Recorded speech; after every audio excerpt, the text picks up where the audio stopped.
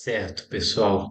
Agora a gente vai explorar outras formas de estudar com inteligência artificial.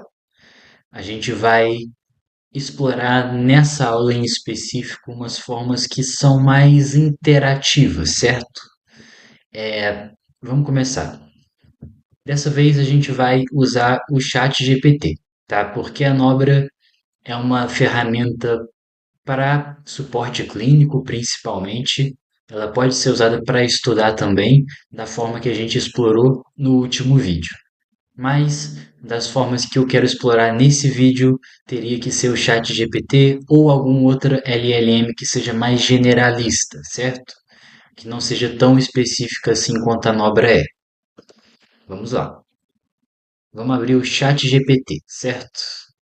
O Chat GPT é a LLM mais famosa que a gente tem e é bastante poderosa. A gente vai explorar muito o potencial do Chat GPT ao longo do curso. Vamos pedir para o Chat GPT gerar para a gente questões como se fossem questões de prova, com múltipla escolha, né? Com quatro opções de resposta.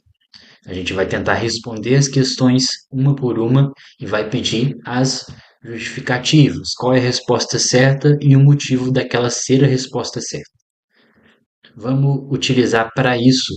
Aqui do lado na aba vocês veem os modelos que tem disponíveis. Essa é a versão paga do Chat GPT.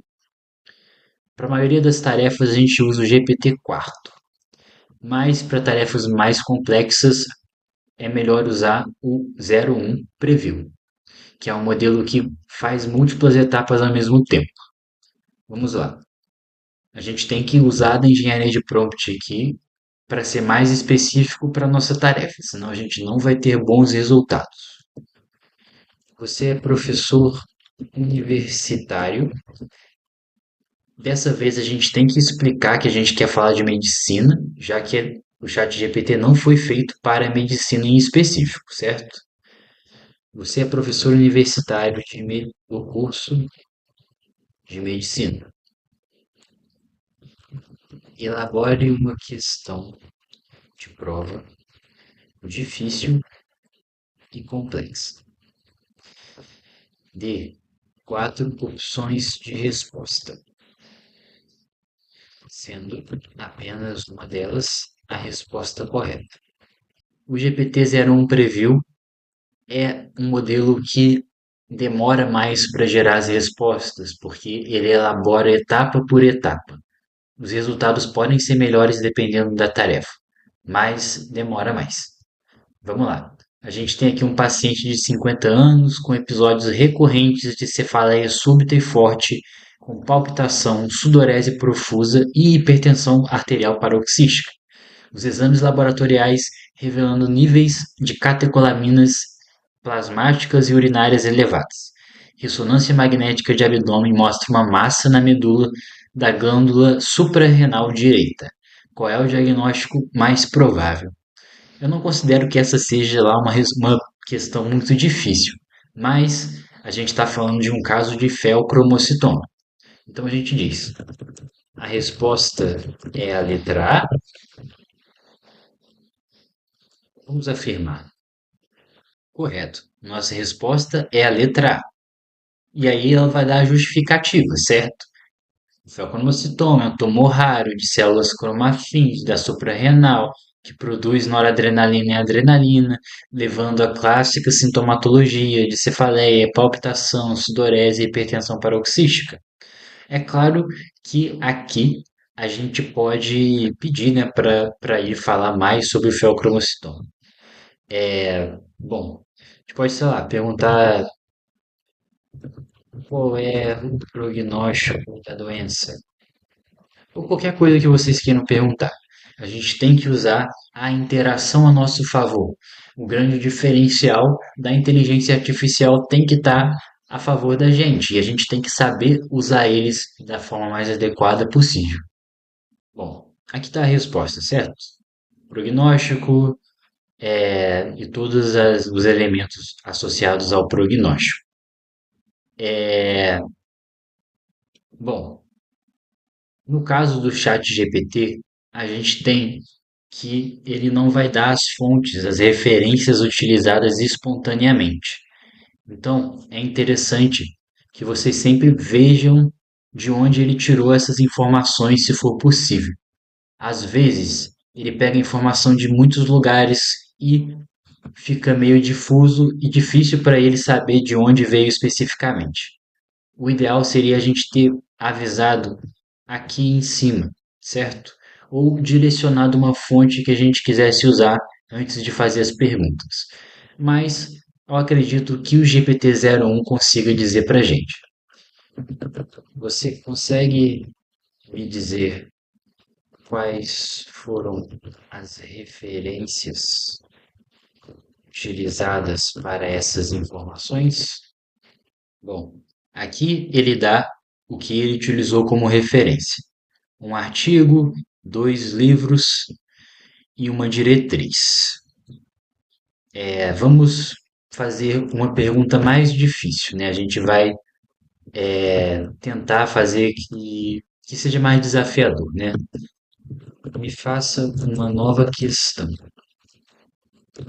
dessa vez mais difícil, utilizando-se de um caso clínico para a interpretação. Quanto mais você conversa com o chat GPT em uma mesma conversa, no mesmo chat, mais demorada vai ser a resposta, porque ele vai ter que ver tudo o que se passou até aqui, né? Principalmente utilizando o GPT um preview. Agora a gente vai ver se ele conseguiu aí fazer um caso um pouco mais difícil. É um homem de 65 anos, ex-fumante, com histórico de hipertensão e dislipidemia, com um quadro de dor abdominal difusa, náusea e vômito há 2 dias. Relata que perdeu 10 quilos nos últimos 3 meses, além de fraqueza e episódios de desmaio.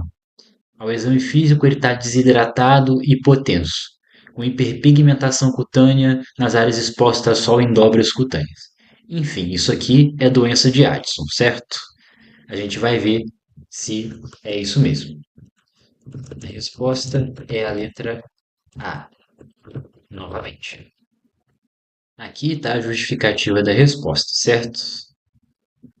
GPT-1 tem resultados muito bons, na minha opinião. Novamente, quais as referências utilizadas? Bom, ele pegou aqui basicamente os mesmos livros, né? O Harrison e o Williams. Novamente a mesma diretriz e um artigo científico como ele usou aqui. Naturalmente, esse é outro artigo científico. Agora a gente vai fazer uma coisa um pouco diferente. Antes disso, vocês perceberam que ele utilizou fontes muito parecidas e foram todas dentro da endocrinologia. Vamos pedir outra questão. Agora gere uma nova questão, ainda mais difícil e de outra especialidade que não endocrinologia. Um homem de 28 anos no pronto-socorro com febre alta, cefaleia e rigidez de nuca 12 horas.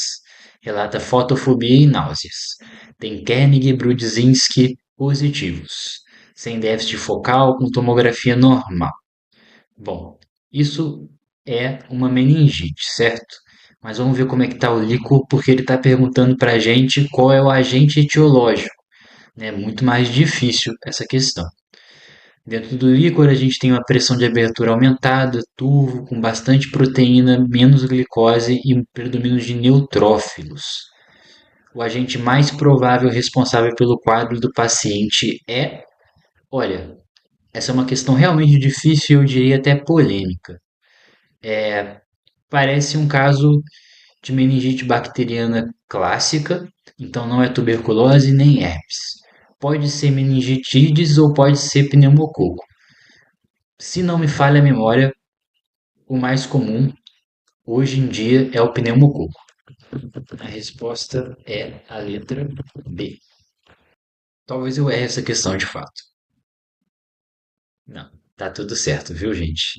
O pneumococo é o agente etiológico mais frequente, principalmente entre os americanos, né? E aqui o chat GPT vai usar as fontes de dados americanas principalmente. É, ia ser difícil, né, a questão foi difícil por causa dessa letra A aqui. Vocês podem ver que vocês podem sempre melhorar a questão de vocês, né? Se vocês quiserem refinar os estudos. Eu pedi para ele que fossem temas cada vez mais difíceis, né? Se você considera que uma questão está fácil, você pode simplesmente pedir que ela fique mais difícil. Agora a gente vai fazer uma coisa diferente. Agora vamos fazer algo diferente. Você vai simular um paciente com alguma doença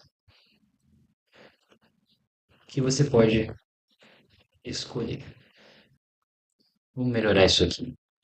Os modelos de linguagem, eles são modelos de linguagem, tá? Então, é bom que você tenha uma linguagem correta para ter melhores resultados.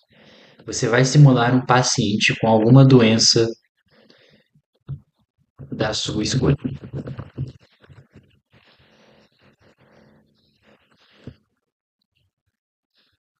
Eu serei o seu médico assistente. Você tentará de-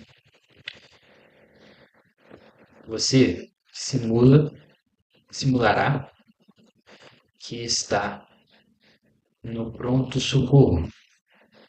Estamos começando a entrevista médica. Numa tarefa como essa, que é uma tarefa mais complexa, a gente deveria falar qual é o objetivo do que eu estou pedindo para que ele se comporte da melhor forma possível. Principalmente quando a gente está fazendo esse role-playing, sabe? Que é pedir que ele finja que seja um determinado papel. O objetivo é educação médica, ou seja, ser um desafio para mim, que sou médico e estou estudando através do chat GPT. Vamos ver se essa interação vai ser satisfatória. Se não for satisfatório, talvez não seja. A gente vai aprimorar mais essa entrada, mais esse prompt, para que ela consiga ser uma resposta adequada de acordo com as nossas expectativas. Bom, vamos lá. Olá, doutor. Eu não estou me sentindo bem. Decidi vir a pronto-socorro para ver o que está acontecendo. Perfeito. Era isso que eu queria para vocês. A gente vai estudar agora de maneira mais interativa, sem ser por questões, né, de pergunta e resposta, como uma prova padrão. A gente vai pedir que ele simule um paciente. Esse prompt aqui fez ele ficar exatamente como um paciente real, sem contar muitas informações até então. Vamos tentar resolver esse caso juntos. Eu não estou me sentindo bem. Decidi vir ao pronto-socorro para ver o que está acontecendo. Olá,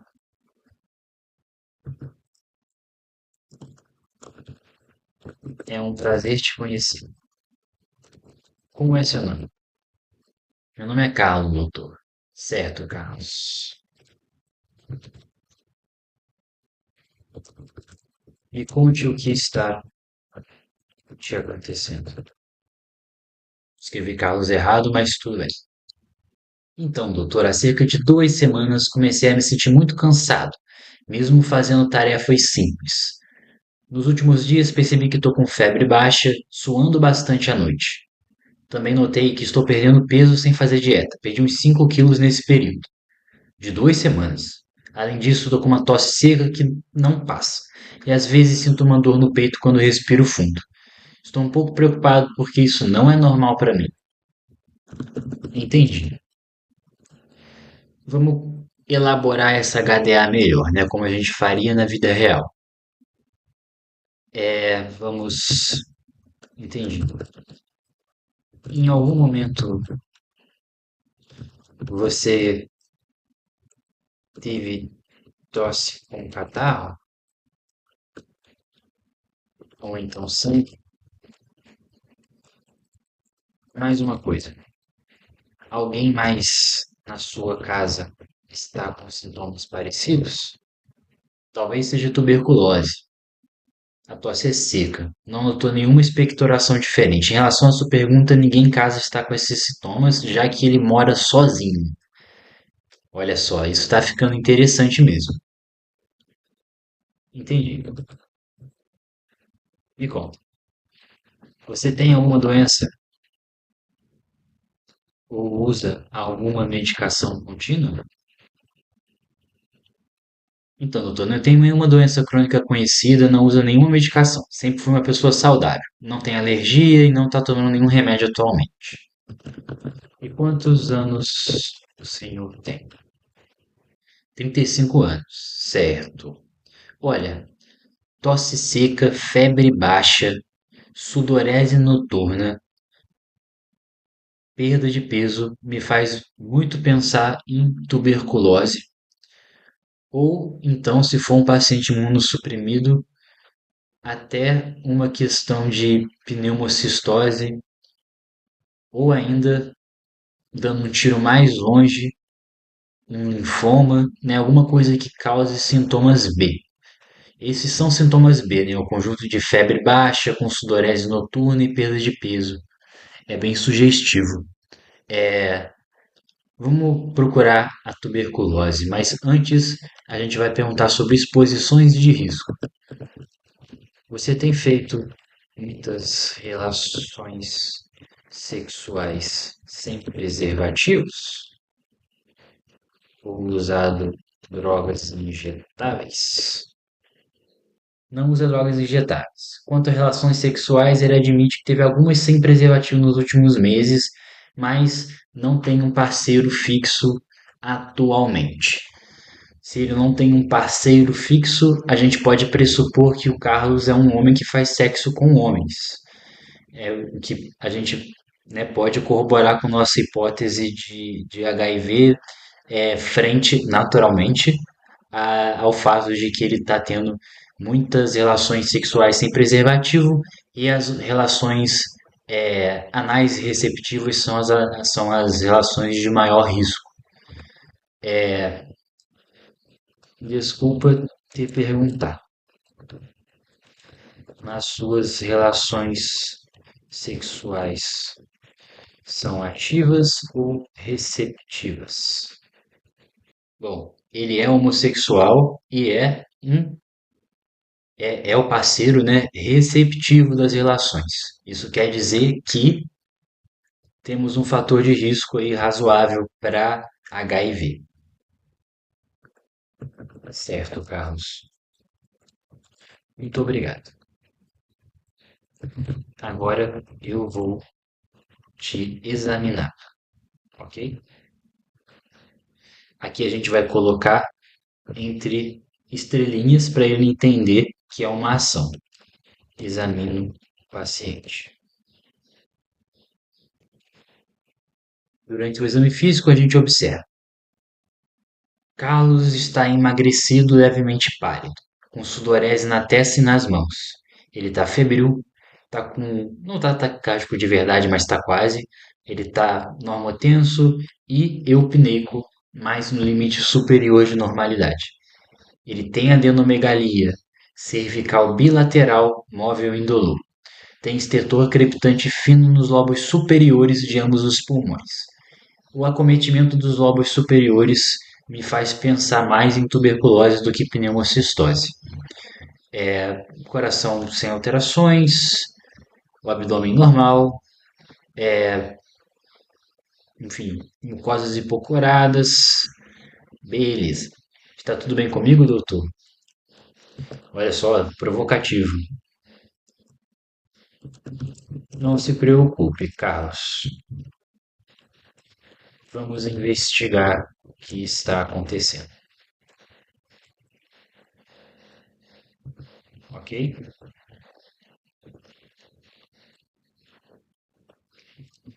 Descrevo antitérmicos. Antitérmico. Solicito exames laboratoriais. hemograma, ureia, creatinina.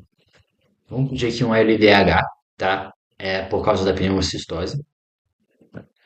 Sódio, potássio, proteína C reativa e VHS. Para mim tá de bom tamanho, não sei para vocês. Solicito também tomografia de tórax sem contraste. Solicito teste rápido de HIV, orientando o paciente antes sobre o teste. Bom, ele não me deu o resultado dos exames ainda. Talvez a gente tenha que ativamente pedir ao GPT, mas vamos lá. Vão ser feitos aqui mesmo no hospital.